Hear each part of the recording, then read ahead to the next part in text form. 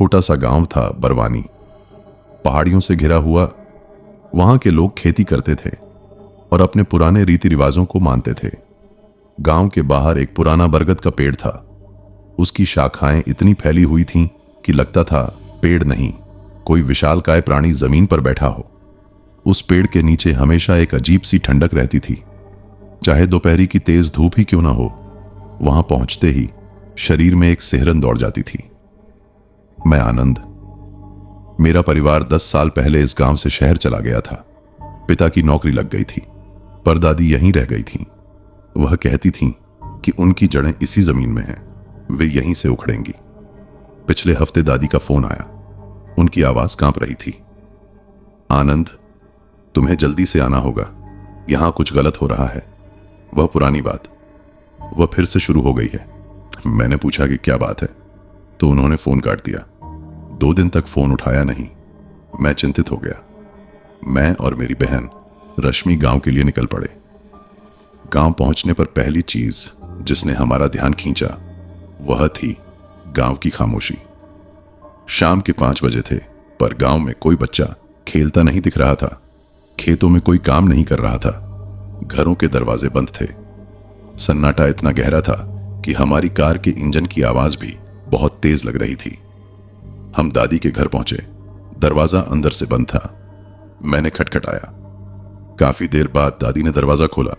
उनका चेहरा पीला पड़ गया था, आंखों के नीचे गहरे घेरे थे। उन्होंने हमें जल्दी से अंदर खींच लिया और दरवाजा फिर से बंद कर दिया। दादी, क्या हुआ? आप ठीक तो हैं? रश्मि ने पूछा। दादी ने हमें बैठने का इशारा किया, फिर धीरे से बोली, यह बात 25 साल पुरानी है। तब तुम दोनों बहुत छोटे थे।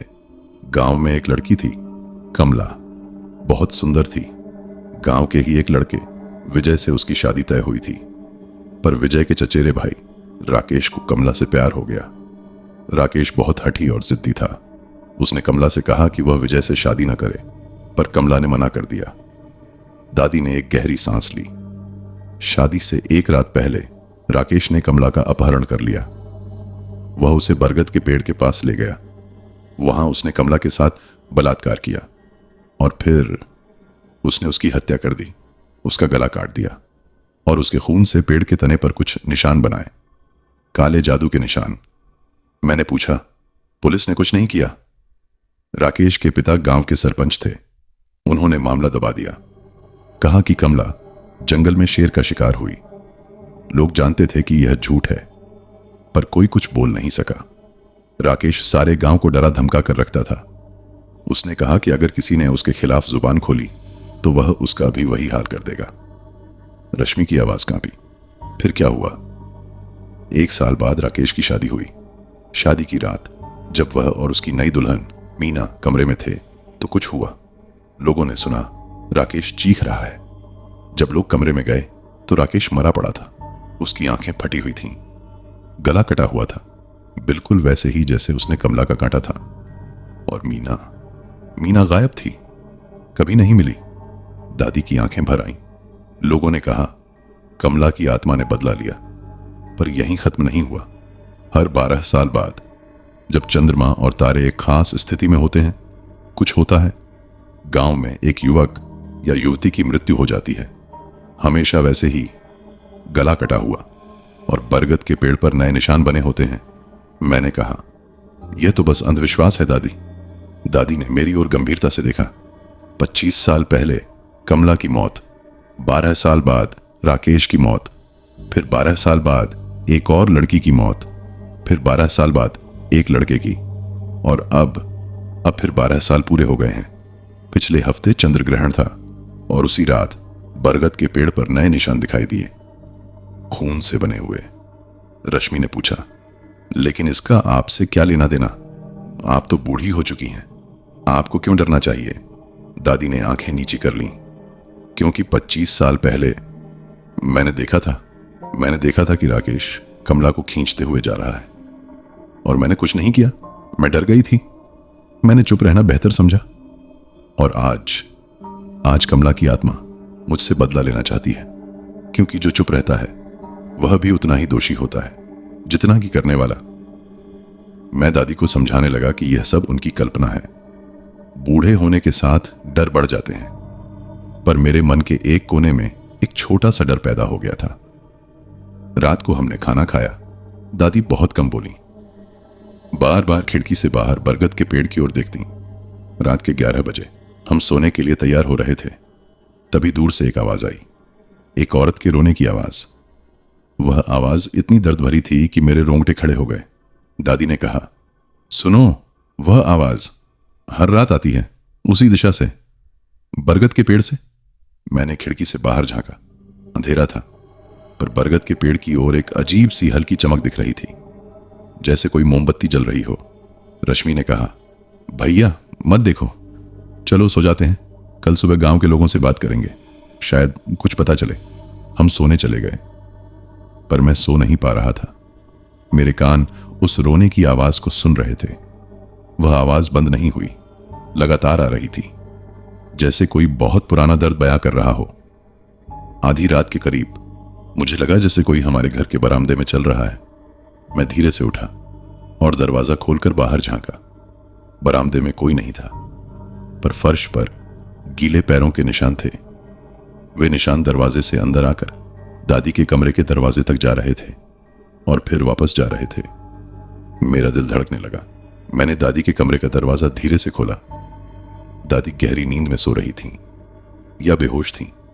उनके माथे पर पसीना था और उनके गले पर लाल निशान थे, जैसे किसी ने उनका गला दबाया हो। मैंने दादी को जगाया।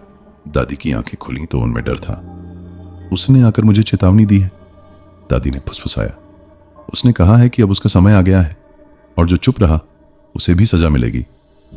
मैंने कहा, दादी यह सब आपका दिमाग है, कोई नहीं आया, आप बुखार में हैं। पर मेरे मन में एक सवाल था, फर्श पर वे गीले पैरों के निशान किसके थे और दादी के गले पर वे लाल निशान कैसे आए? मैं वापस अपने कमरे में गया। रश्मि जाग गई थी। मैंने उसे सब कुछ बताया। रश्मि ने कहा, कल सुबह हम उस बरगद के पेड़ के पास जाएंगे, देखेंगे कि वहां क्या है। पर मैं जानता था कि इंतजार करना ठीक नहीं है।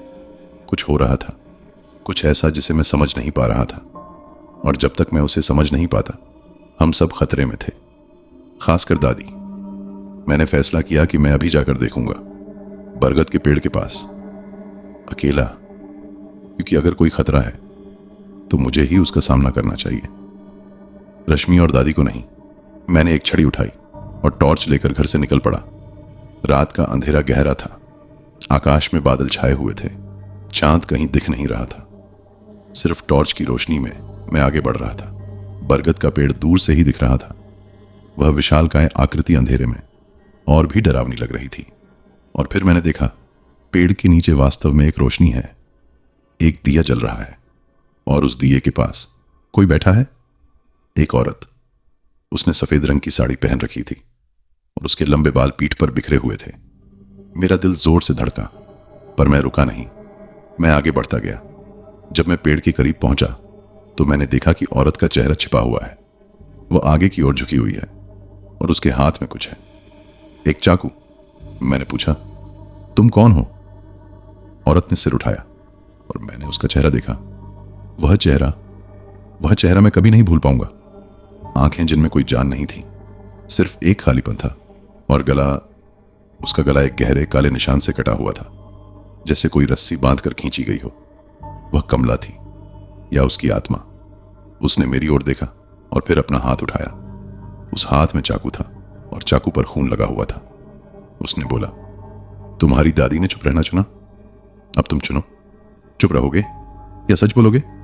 क्योंकि सच ही एकमात्र चीज है जो मुझे शांति दे सकती है, और अगर सच नहीं आया तो खून आएगा फिर से, जैसे हर 12 साल बाद आता है। मैं वहां जमा रह गया। मेरी जुबान नहीं खुल रही थी, और तभी दूर से रश्मि की आवाज आई। वह मेरे पीछे पीछे आ गई थी। भैया! मैंने पलट कर देखा। रश्मि दौड़ती हुई आ रही थी, और जब मैंने फिर से बरगद के पेड़ की ओर देखा तो वह औरत गायब थी। सिर्फ दिया जल रहा था, और दिए के पास जमीन पर खून से लिखा हुआ था, सच बोलो नहीं तो मरोगे। रश्मि मेरे पास आकर खड़ी हो गई। उसने जमीन पर लिखा हुआ देखा और वह चीख पड़ी। मैंने उसे समझाया और हम दोनों वापस घर की ओर भागे, पर मैं जानता था कि यह भागने से खत्म नहीं होगा। कमला की आत्मा ने हमें चुन लिया था और अब हमें एक फैसला करना था, चुप रहना या वह सच बोलना जिसे 25 साल से दबाया जा रहा था। और सबसे बड़ा सवाल था, क्या सच बोलने से सचमुच शांति मिलेगी या फिर यह एक नई त्रासदी की शुरुआत होगी। उस रात हम लौटे तो दादी ने दरवाजा खोलकर पूछा, देख लिया ना, अब समझ आया। हम चुपचाप अंदर आए। मैंने दादी से पूछा, सच क्या है दादी, वह क्या सुनना चाहती है। दादी की आंखों में आंसू आ गए। सच यह है कि राकेश अकेला दोषी नहीं था। उस रात गांव के 3 और लड़के उसके साथ थे। उन्होंने भी कमला को उसे मारने में मदद की और गांव के बुजुर्गों ने मुझे समेत चुप्पी खरीद ली।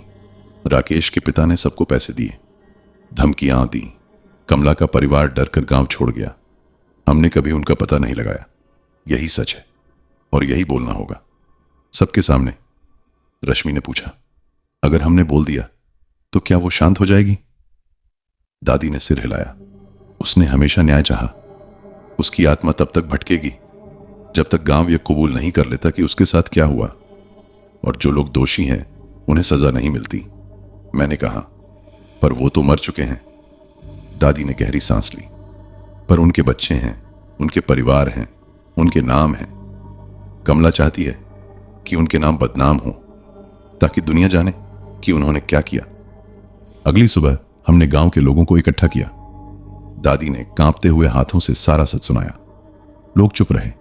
फिर एक बूढ़े ने कहा, हम जानते थे पर डरते थे। अब डरने से क्या फायदा जब वो खुद हमारे सामने आ रही है। उसी शाम हम सब बरगद के पेड़ के पास गए। दादी ने कमला की आत्मा से माफी मांगी। हवा में एक कराह सुनाई दी। फिर शांति छा गई। हमने सोचा शायद अब सब ठीक होगा। पर रात को जब हम सो रहे थे, दादी के कमरे से चीख सुनाई दी। हम दौड़े। वहां दादी के बिस्तर पर खून था और दीवार पर लिखा था, सिर्फ सच नहीं, सजा चाहिए।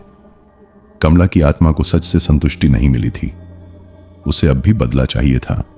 और अब हम समझ चुके थे कि यह सिलसिला तब तक नहीं रुकेगा जब तक कि दोषियों के वंशजों को भी उनकी कीमत नहीं चुकानी पड़ती।